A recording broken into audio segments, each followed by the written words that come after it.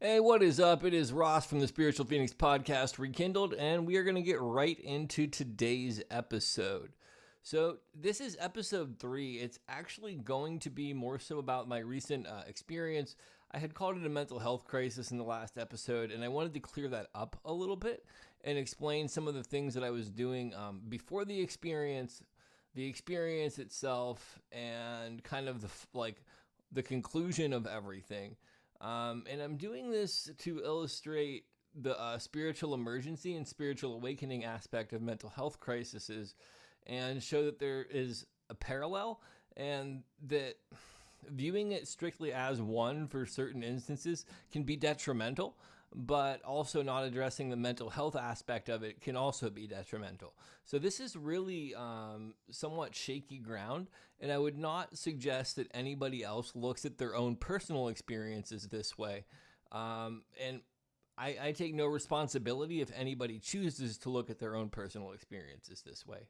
Now, with that said, let's get into the episode. Renji is jumping on my lap because she's very irritated that I'm not feeding her and it's too early for her to be fed. So my recent experience was the culmination of being out of alignment.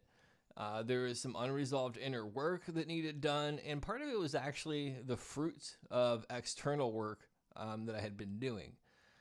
So, to address the out of alignment thing, I've been too work-centric, and I think that's really easy to do, especially working on being an influencer in this niche and falling into some hustle culture.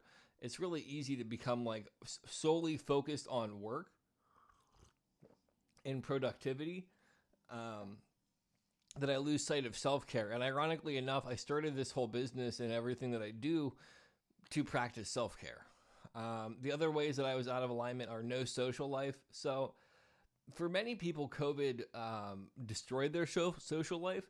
For me, I was so happy to not have the pressure of having to have a social life. And I understand now that like how detrimental that is and how important having people in my life is. And I have been able to overcome a lot of those barriers through my use of medical marijuana. But I have to understand that like part of maintaining mental health is a social life. Next thing that's out of alignment is my relationship to herb. Prior to this, I hadn't smoked pot in like 5 years, and then I started smoking pot 2 months before, and then I had my spiritual awakening, spiritual experience, and mental health crisis type thing. So there's definitely a connection there, and it was like overindulging in it. And I would not blame pot specifically. It's pot in combination with the other medication that I was on. But I do need to address that that was one of the things that was out of alignment that was shown to me in this diet. There's a specific diet I'm supposed to eat because of autism and stuff like that. And then my spiritual practice was out of alignment in terms of there's things that I've learned that work really well for me. And it's like doing a daily routine, meditation and prayer. And it's actually somewhat rigorous, but it's really, really helpful for me. And that had gotten out of alignment just through the move that I had been on and through lots of other moving pieces of my life over the period of the year. And none of that's to make an excuse. It's to illustrate the reality of it and show that I have to be more mindful of it moving forward, right? Unresolved stuff that had kind of played into the episode. Childhood stuff. A lot of us have childhood stuff that still needs organized and processed. And while I had done a lot of work on one specific side of my family, there is a whole other side of the family that I had left undone and unlooked at. And through doing some of the magical stuff that I've done, a lot of those things came up. And it had to be addressed. Other unresolved stuff is just stuff that's happened in life over the years, whether it be romantically, whether it be relative to job security or things like that.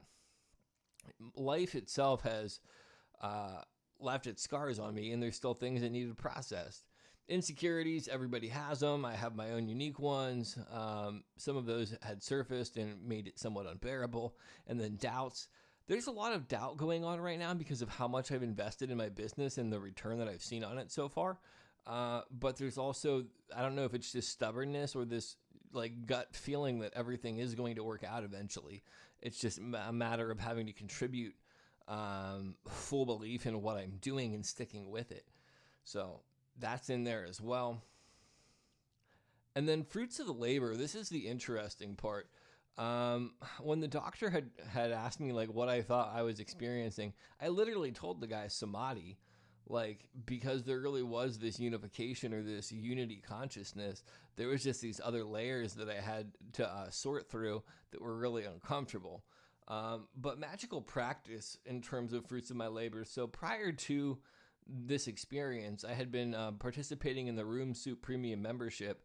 And like in terms of affordable way to upskill your magical ability, that has to be like one of the biggest bangs for your buck. But I had taken several courses, like the whole house that I'm in now, I cast like a huge house spell on it. I had been doing ancestor work. I had been doing his what is it? Angels, Aries, Fairies, and Psi course, where it looks at like all of those things as one specific not specific, one unified theory of weirdness. And then the ancestors course as well, right? So like all of these different things. Other thing, study was a big part of what played into this in a weird way. Like studying all the various religions and cultures that I did, there was a very big spiritual theme and thread that pulled me through it and kept me safe. Discipline is the other one. So prior to all of this going on, I had an almost daily Tai Chi, yoga, and meditation practice that I had participated in. And that's like one of the things that mentally fortified me through getting through everything. But I'm just now getting back to that practice. Commitment was the other one. Like part of this experience was commitment to my magical path, because I kept considering the Terrence McKenna quote, "Magic is jumping into the abyss and realizing it's a feather bed." Like commitment to seeing whatever I was experiencing through to the end. And then dedication, believing in what I was experiencing enough to like ride it out, even though it was terrifying and probably scary for other people in my life. It was something that I had to go through, I sincerely believe. And the reward of that, it hasn't fully manifested yet, but there's going to be a lot of power that comes from it. Magical precursors. So I had just mentioned some of these. House spell that I had done. So I had did a house ritual where it was like looking at the house as an entity, and then looking at how each room relates to my life purpose, setting up each room intentionally to those specific purposes, things of that nature. Nature spirit work. I had been doing work with Fae, and not like the prissy little fairies that some people think, but like Fae as in the people that you don't want to fuck with type of Fae. But if you do go to them the right way, they may be willing to help you out. Like I did like a pretty intense ritual with them over the end of summer. And that definitely played into some of this. Ancestry work was so massive in this. So one of the things that I had did was this ancestry meditation. And I had been like cleaning up an old family heirloom that came over from Europe that was like my grandpa's grandparents or whatever. So there's like all of this heritage and layering soaked in. But the ancestry work that I had did, there was a meditation where you focused on like your familial ancestors. So your grandparents, and then their parents, and then your grandparents' parents. And like you look at this huge fractal of things, then you look at ancestors of place. So the people that like lived in your locality. Then you look at ancestors of craft. So for me, that would be like culinary arts would be one of the crafts, magician, tarot card readers. And you're pulling on all of these threads of ancestors that go back to like the first people. There's so much pain and trauma if you go through that it's so fucking hard. Astral projection was another big one. Like I had really skilled up my astral projection skills. And I would definitely say that I was out there for a lot of the times when I did sleep in these experiences, and I've been through some stuff. Meme magic, I definitely think that this is going to sound stupid. So meme magic is where you kind of like load sigils into memes, and then you put the memes out there, and it's charging the sigil when people are interacting with the meme. I had done a lot of that, and I had some really good success with some of it too.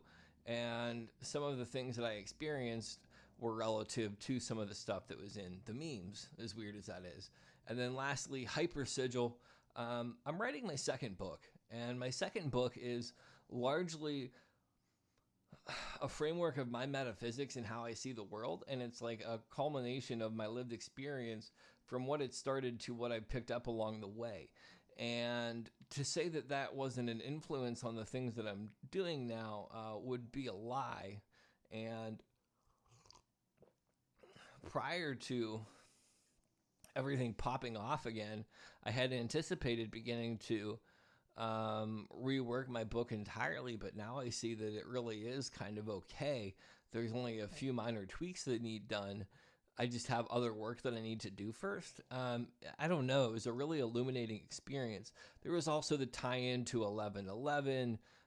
There was the lunar eclipse that occurred around then. There's like so many layers of magical shit that went into this that to discredit it as something else is foolish. The other thing that I want to correct is I had said that this was like a spiritual thing. This was more a magical initiation in a big way. If you listen to the episode 2 where I record the intro prior to me having the experience, I talk about it being an initiation into the invisible mystery school or the invisible college, and the tattoo that I had got on my hand being a soap burn and being like the soap burn in Fight Club where it's like the initiation mark. I like really think that that was true in a big way. And that there's going to be a lot more interesting stuff that comes as a result of that, because there was some names and people that I interacted with in spirit that I'm curious to see if they come up in real life, I guess is how I'll put it. Anyhow, the experience itself, ancestral healing was a huge part.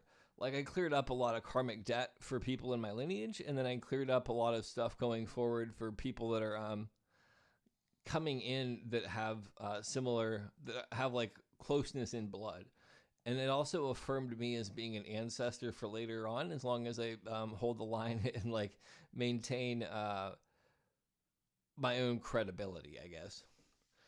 Interdimensional is another part of the experience, and that's saying like I hate the 5D shit. Like I think that it's kind of stupid, but it was like a 5D experience. Like in terms of on Rain Soup, Gordon White talks about this book, Flatland. I've not read the book, but the concept is effectively like a higher level of thinking and going from being 2-dimensional to 3D and not being able to explain it. I don't know what the fuck I experienced there in a big way, but there's definitely a lot more going on, and life functions way differently than I think. The other part of the experience was I was given a gift. So I had mentioned the nature spirits that I had worked with. Part of the nature spirit thing was asking them for gifts and like working with them. And I had a very profound experience initially when I had done that in September and but like when it came to the result of this experience, there's gifts that I was given that I've not uncovered yet. Another huge part of the experience, and this is like the most important part. It's funny how this is the smallest thing. It just shows you how goddamn self-centered I can be at times. There is a restructure of power, and the restructure of power isn't on a small scale. The restructure of power is like there's going to be a big shift in things in the positive for the people. But the next line I think is really what's important about the restructure of power. It's healing yet not. Going through what I went through makes me realize that there's a lot of unresolved shit in the collective psyche that people have to process. Certain people like me are kind of here to help process that, but other people still have to do their own work. Like nobody can do your push-ups for you.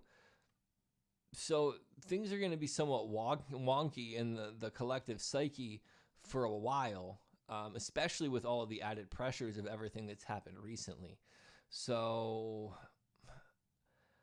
people like me really need to step up and work on our shit. We don't have to hold space for others in like the bullshit light worker way, but we have to be a beacon in how we carry ourselves. Like that's the important thing. And then lastly, the conclusion is the doctor actually accepted me, like when I said that my experience was samadhi. He didn't question me or anything. I told him about using like medical pot, and he prescribed me medication that would work in conjunction with it that wouldn't exacerbate the impact of marijuana. What else? They took me off of one of the mental health medications that they said had contributed to that experience.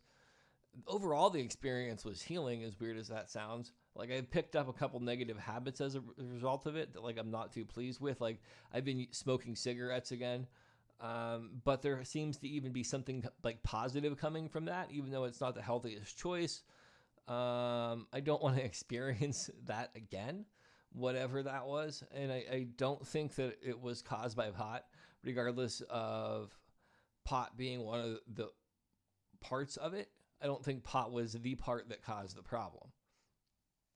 And then it was scary as fucking shit. So to break down kind of some of the things that I was thinking, I live in a house that my mom owns, but I thought that there was like other people in the house with me. I thought that I was injected with a hot shot, which I learned the term from looking up a song, lyrics to a song. But effectively, a hot shot is a syringe full of drugs intent to kill people. Like I've never done hypodermic drugs or anything like that. I wasn't around anybody with hypodermic needles. I have no idea where I thought that I got the hot shot. I thought that somebody gave me a Jeffrey, which is from a Russell Brand movie, and I've never even seen the movie. I just know about the Jeffrey, which it's like a laced joint. Fuck, dude. There was like carryovers from previous psychoses, shadow people, like you name it. They're like, the CIA was involved. Like there was all sorts of wild shit that I was thinking. I drank out of a fucking puddle. Like I just can't explain the horror of some of these things. And I'm going to leave it at that, right? So this was just kind of a bonus episode. I'm still probably going to do the original episode 3, it'll be episode 4 now, because I want to get back on track with everything. And I want to like get past this experience, but I did want to document it because it happened, and yeah, we needed this here. Anyhow, so I think the last thing that I do want to say before I shut the fuck up for real, is you can have a mental health crisis or a spiritual experience or a magical initiation. You can go into the facility. You can play by their rules if it feels in alignment with you. And you can get on with your life. It doesn't have to be this big thing. Like the last time that this happened to me, I was hung up for years on what it meant. Now, because of some of the things that I've done previously, I know how to come out of this experience really quick. And that's one of the things that I really wanted to convey with this podcast. So it's very serendipitous that I actually had those experiences occur again, because now I'm able to show people the difference and show people, hey, this is what it is. This is how we can move forward. Let's fucking do it and make it happen. Anyhow, chat with you soon and enjoy the next episode. Bonus week. Merry Christmas, peeps. Peace.